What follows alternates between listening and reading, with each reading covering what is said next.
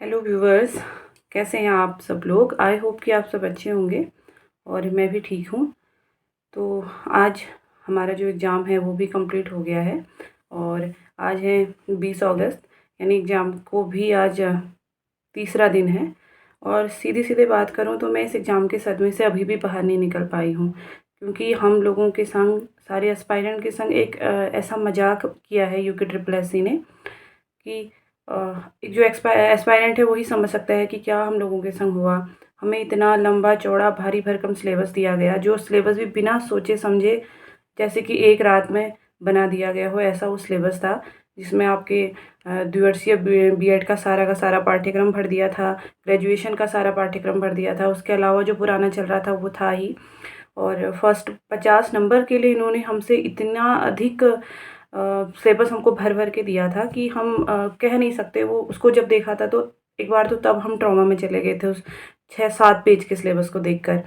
खैर, उसके बाद भी हम बिल्कुल अपने आप को हमने प्रिपेयर किया, हमने कमर कसी और हमने उस पे अपना काम किया। और हर कोई स्टूडेंट जो सीरियसली तैयारी कर रहा था, एक-एक टॉपिक को हमने भई ऐसे तैयार किया कि कहीं से भी एग्ज़ाम आएगा तो हम उसके लिए बिल्कुल तैयार रहेंगे।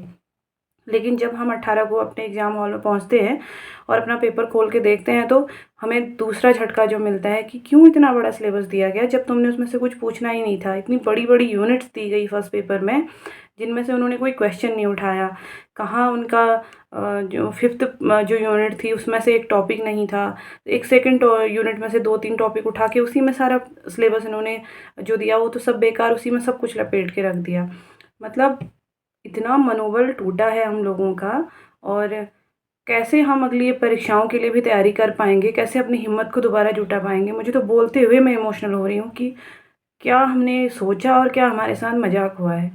जो हम ऐसे बेरोज़गार अपना दिन-रात एक करके यहाँ बैठे हुए थे, सब कुछ हमने छोड़ दिया था कि अपने घर गृहस्थी सब एक तरफ की हुई थी और हमारे संग ऐसा खिलवाड़ हुआ है। ख़ैर, अ, इस एग्ज़ाम के बाद जैसे हमको होप थी कि 18 को अगर हम अपने एग्ज़ाम हॉल से बाहर निकलेंगे, नेक्स्ट डे राखी का फेस्टिवल है और हम बड़ा खुशी-खुशी अपने घर जाएँगे, अपने पेरेंट्स से मिलेंगे। लेकिन ऐसा कुछ हुआ नहीं और पूरी रात मैं सो नहीं पाई हूँ 18 की, ये सोच कर कि क्या ये हमारे संग हो गया है। और बहुत मन उदास है और गला भर आ रहा है यहाँ पे बोलते हुए भी। लेकिन कहीं न कहीं तो हमने इसको बोलना है, नहीं बोलेंगे तो फिर घुट जाएँगे अंदर-अंदर। कितना मतलब हमने सोचा था कि एग्ज़ाम के बाद पूरी प्लानिंग थी कि जब तक एग्ज़ाम है तब तक हम सब किनारे कर रखा है, उसके बाद हम धीरे-धीरे अपनी नॉर्मल ज़िंदगी में वापस आएँगे। और बहुत, लेकिन अभी तक तो सदमे से ही बाहर नहीं निकल पाई हूँ, आज तीसरा दिन है। फर्स्ट पेपर इतना गंदा था, सेकंड पेपर थोड़ा मतलब जो सब्जेक्ट था मेरा, इंग्लिश मेरा सब्जेक्ट है, तो सब्जेक्ट में मुझे अपना सब्जेक्ट ठीक लगा। पर सब्जेक्ट की मुझे ठीक लगा ये अलग चीज़ है, बट सब्जेक्ट भी वाला जो पेपर था वो भी देखा जाए तो वो भी सारा आउट ऑफ सिलेबस था। क्योंकि सिलेबस में उन्होंने इतने राइटर भर-भर के दिए थे जो कुछ पूछे ही नहीं थे। पूरी की पूरी यूनिट जो है वो अनछुई थी। इतनी 7-8 यूनिट दे रखी थी सेकंड पेपर में भी और सब्जेक्ट में भी। जब वो यूनिट उन्होंने छूनी ही नहीं थी, पता नहीं क्यों इतनी भर-भर के यूनिट दी थी। हाँ, मैं कुछ लंबे समय से तैयारी कर रही हूँ, तो मुझे शायद लगता है कि मैंने पहले इन चीज़ों को पढ़ रखा है, तो मुझे इसलिए वो पेपर थोड़ा अच्छा लग गया। लेकिन वो भी मॉडरेट टू टफ ही था, क्योंकि एक नया बच्चा जो सिर्फ़ सिलेबस के अकॉर्डिंग चला होगा और उसने वो पढ़ा होगा, तो उसको इंग्लिश भी बिल्कुल अच्छा नहीं लगा होगा, क्योंकि उन्होंने उसमें कुछ ऐसा पूछा ही नहीं था। इतने टेक्स्ट भर के दिए हुए थे, इतने टेक्स्ट पढ़े हैं, उन टेक्स्ट में कहीं से कुछ नहीं था।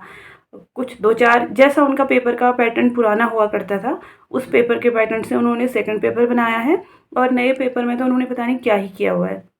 रीज़निंग, पता नहीं बैंक पीओ के लेवल की रीज़निंग, इतनी हार्ड रीज़निंग। भई एक आर्ट का स्टूडेंट ऐसी रीज़निंग कैसे करेगा? और जो उन्होंने सिलेबस दिया था उसके अकॉर्डिंग क्यों नहीं क्वेश्चन थे? उत्तराखंड में इतना ब्रॉड सिलेबस दिया था, उसमें कोई क्वेश्चन नहीं था।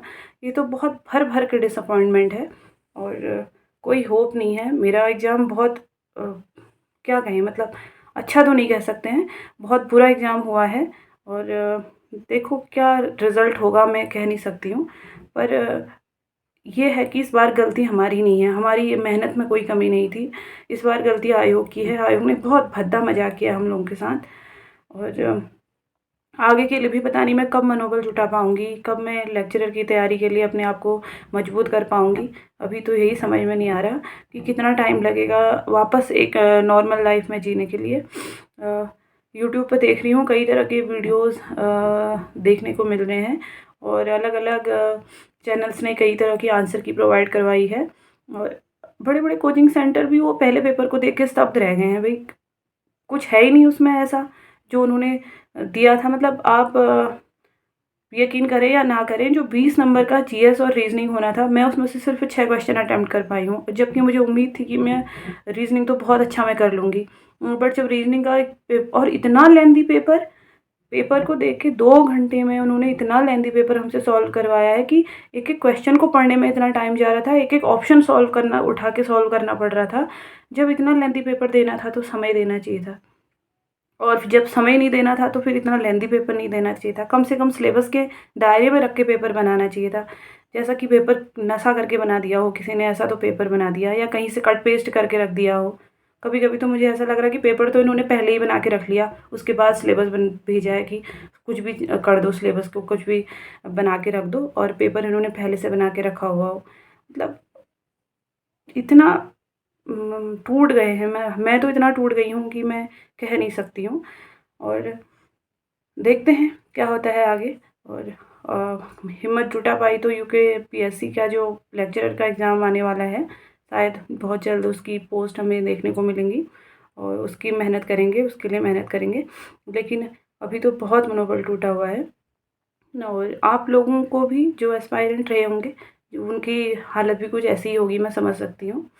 और फिर भी क्या कह सकती हूँ, मैं खुद ही टूटी हुई हूँ। बस मैं इतना कहना चाहूँगी कि हिम्मत रखिए, जो भी होगा आगे उसको झेलेंगे, देखेंगे और फिर लेक्चरर के लिए तैयारी करेंगे। क्योंकि यूके ट्रिपल एससी तो सिर्फ़ मज़ाक करना जानता है और बहुत बड़ा मज़ाक किया है इसने हमारे साथ। तो बस आज के लिए इतना ही। Thank you.